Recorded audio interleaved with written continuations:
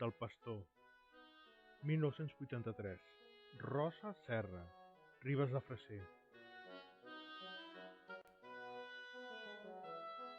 El Monument del Pastor és una obra de Rosa Serra, inaugurada l'any 1983 al carrer de Sant Quintí de Ribes de Freser. L'obra original va desaparèixer degut a una riuada, però l'artista en va fer una nova, la que actualment podem veure. El conjunt escultòric està format per les figures d'un pastor, uns bens i el gos d'Atura. La idea de crear aquest monument neix de la celebració del concurs de gossos d'Atura. El primer concurs de gossos d'Atura va celebrar-se l'any 1948 al municipi de Ribes de Freser. Hi ha 3 plaques amb les següents inscripcions: a la memòria d'Agustí Franco i Franco, iniciador i promotor al nostre país dels concursos d'habilitat amb gos d'Atura, primer concurs de Ribes de Freser, 15 d'agost de 1948. La Mancomunitat de la Vall de Ribes en homenatge als pastors: Campelles, Queralbs, Pardines, Ribes, Planoles, Toses. Els pastors del nostre Pirineu, Diputació de Girona, agost de 1984.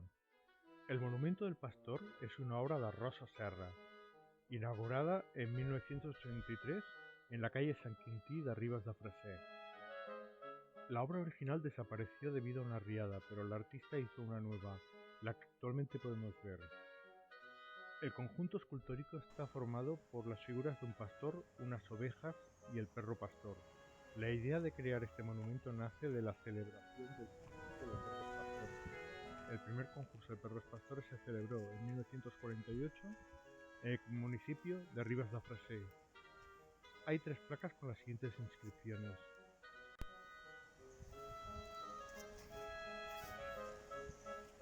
a la memoria de Agustí Franco y Franco, iniciador y promotor en nuestro país de los concursos de habilidad con perro pastor, primer concurso de Ribes de Freser, 15 de agosto de 1948. La Mancomunitat de la Vall de Ribes en homenaje a los pastores: Campelles, Queralbs, Pardines, Ribes, Planoles, Toses. A los pastores de nuestro Pirineo, Diputació de Girona, agosto de 1984.